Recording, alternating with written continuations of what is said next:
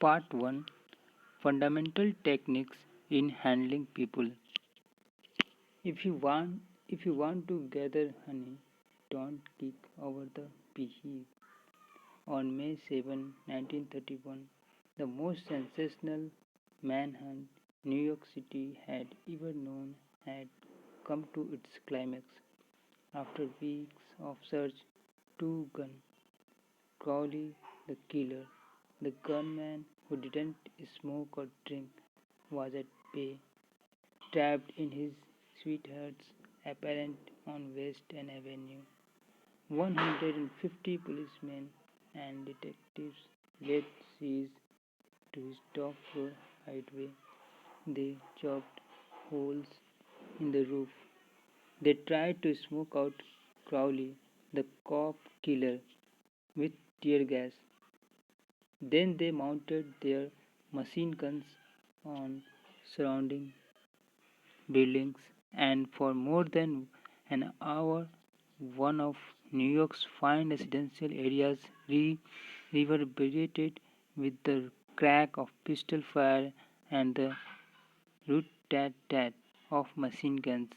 Crowley, crouching behind an overstuffed chair, fired incessantly at the police. 10,000 excited people watched the battle. Nothing like it had ever been seen before on the sidewalks of the New York. When Crowley was captured, Police Commissioner E.P. Mulrooney declared that the two-gun desperado was one of the most dangerous criminals ever encountered in the history of New York. "He will kill," said the commissioner, "at the drop of a feather." But how did Two Gun Crowley regard himself? We know because while the police were firing into his apartment, he wrote a letter addressed "To whom it may concern," and as he wrote, the blood flowing from his wounds left a crimson trail on the paper.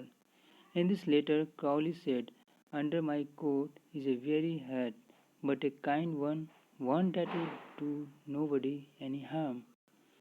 A short time before this, Crowley had been having a necking party with his girlfriend on a country road out on Long Island.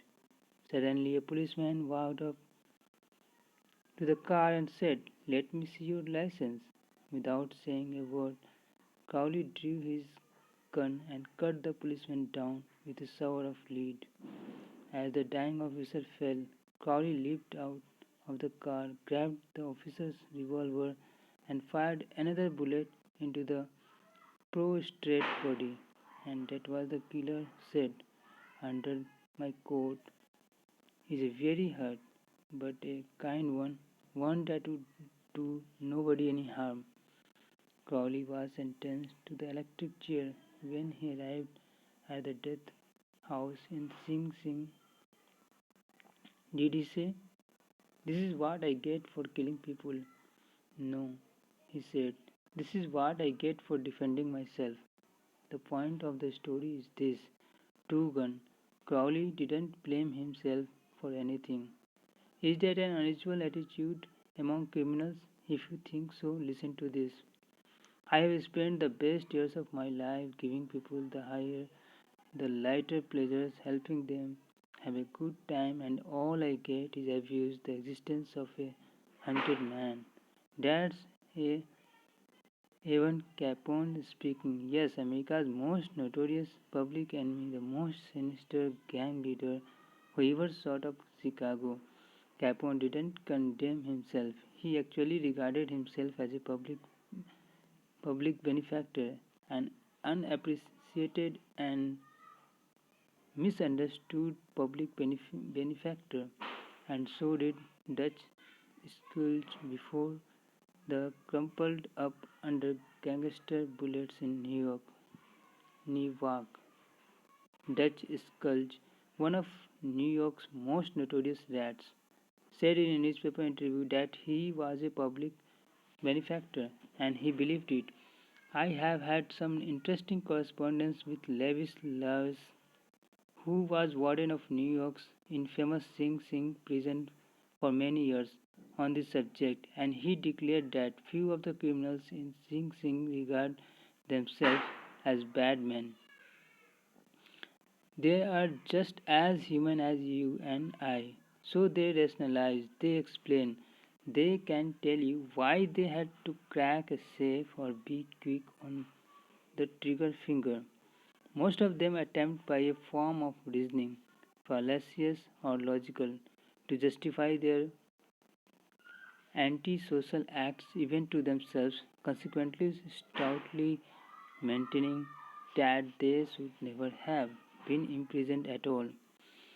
If Evan Capone, Two Gun, Crowley, Dutch Scourge, and the desperate men and women behind prison walls don't blame themselves for anything, what about the people with whom you and I come in contact?